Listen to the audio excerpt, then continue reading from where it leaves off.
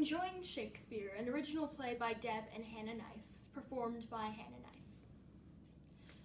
This is a play, in case you weren't paying attention.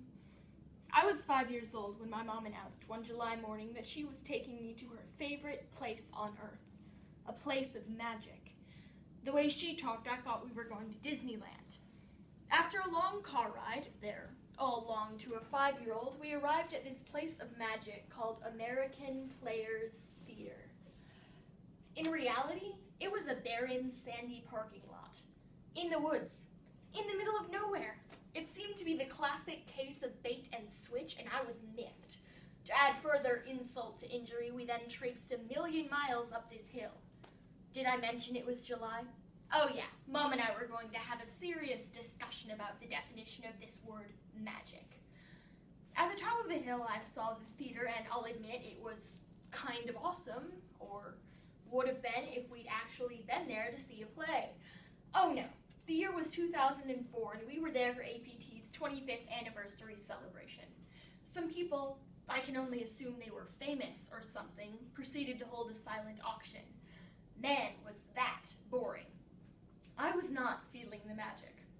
At some point, an auction item came up that had my mom all aflutter. The winning bidder would enjoy a dinner cooked and served by Jim and Brenda DeVita. I hear they're sort of a big deal.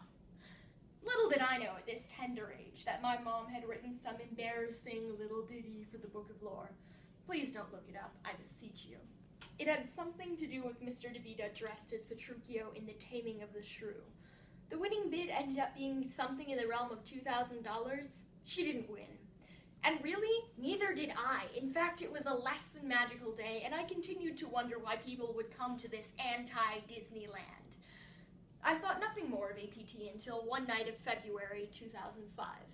My mom announced she planned to buy tickets to several plays. Now that I was of APT legal age, that's 6, I could see a play.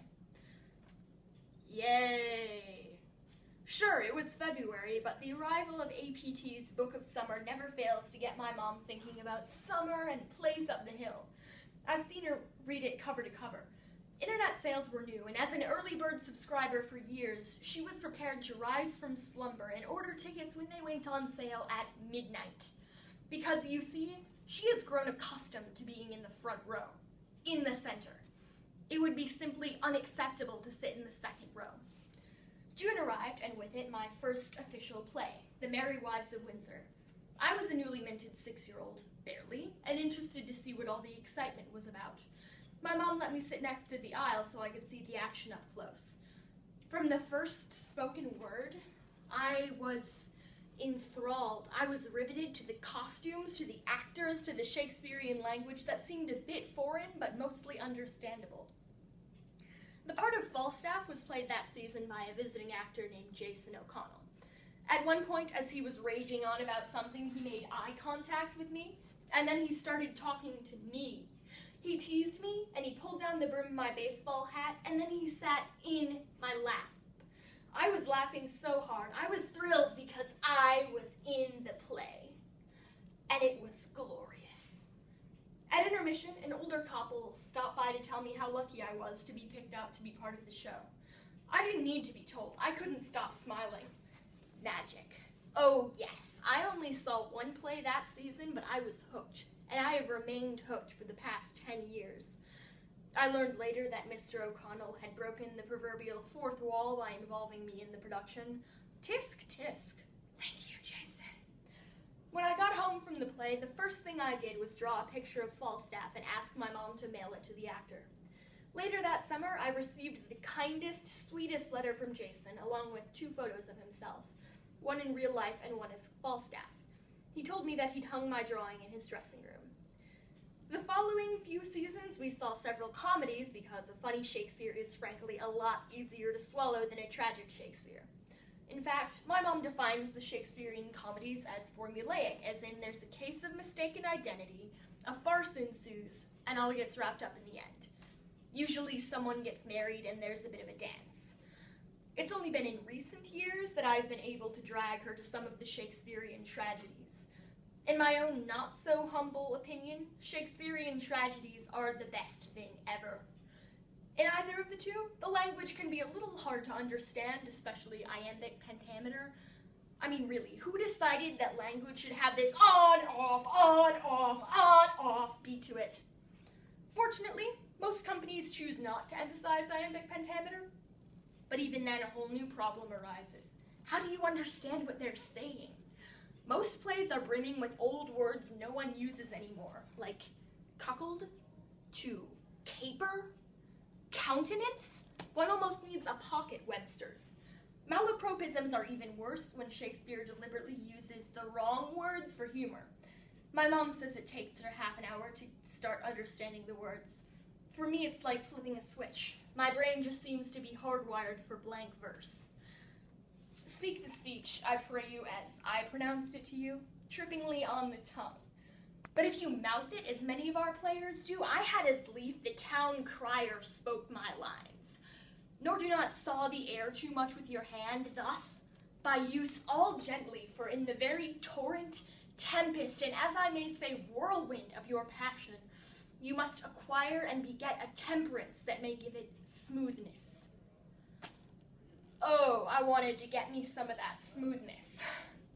So I promptly enrolled in APT's Acting Classical Theater Camp. For nearly 1 week, teenage thespians see plays, attend workshops taught by APT actors, and prepare a play to present to parents at week's end.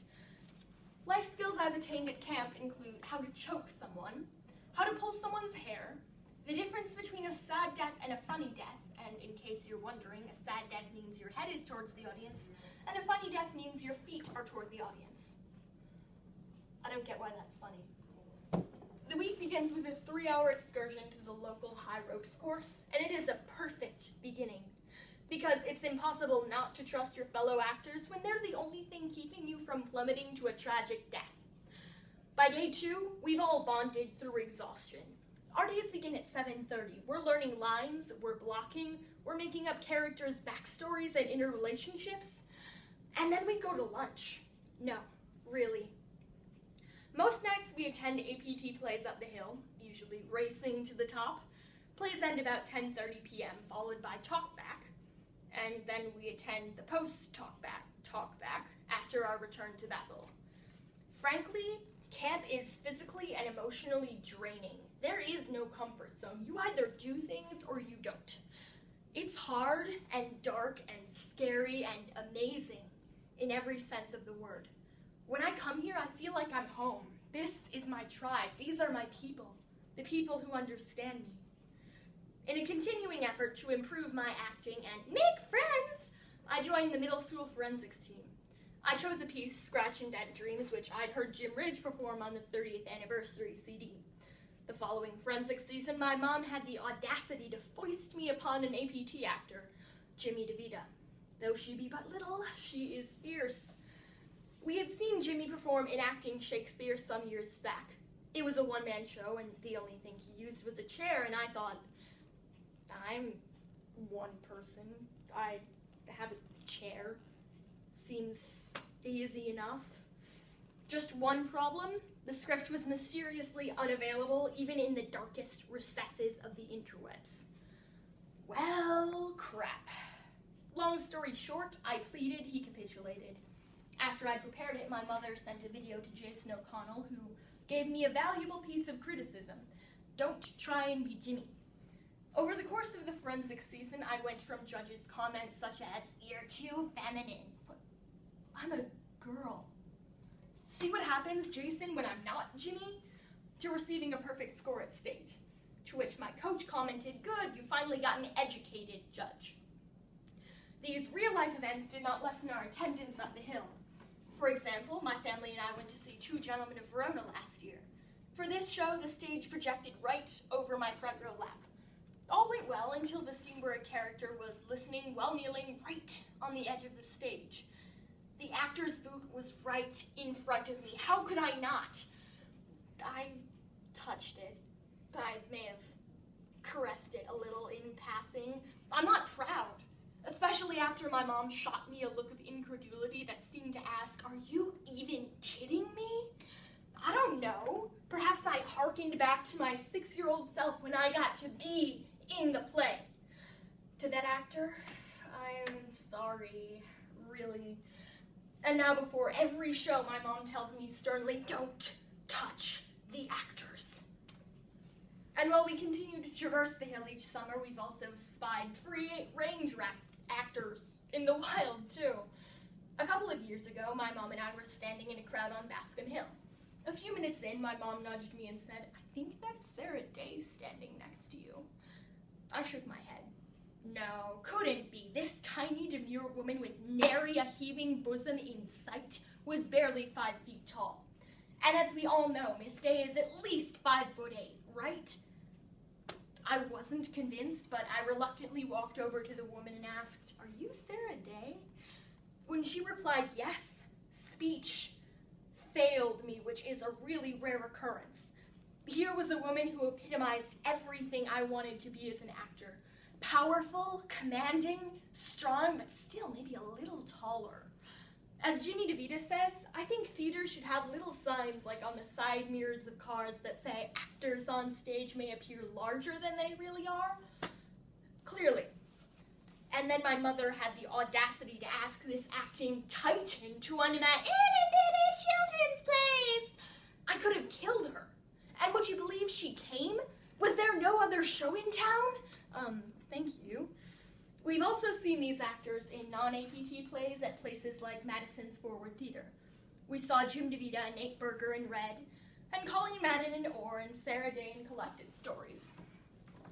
Collected Stories examine the mentor-mentee relationship between two women, an author and her protege. Their on and off friendship is at times heated and contentious, which led to an interesting question from the audience member at the talkback. Does the on-stage tension ever follow the two of you backstage? To which, God love her, Sarah Day replied, no, because we're actors. The stunned look on his face was almost magical. And there we are, back to that word magic, because what is acting, really, but another form of everyday magic? The fact that these mad thespians can so perfectly express emotions written centuries ago puzzles our minds and holds us in thrall for as long as we are under their spell. If we shadows have offended, think but this, and all is mended, that you have but slumbered here, while these visions did appear, and our weak and idle theme, no more yielding but a dream. Gentles, do not reprehend. If you pardon, we will mend, and as I am an honest puck, if we have unearned luck, now to scape the serpent's tongue, we will make amends ere long, else the puck a liar calls, so good night unto you all. Give me your hands if we be friends, and Robin shall restore amends. Thank you on behalf of the entire cast.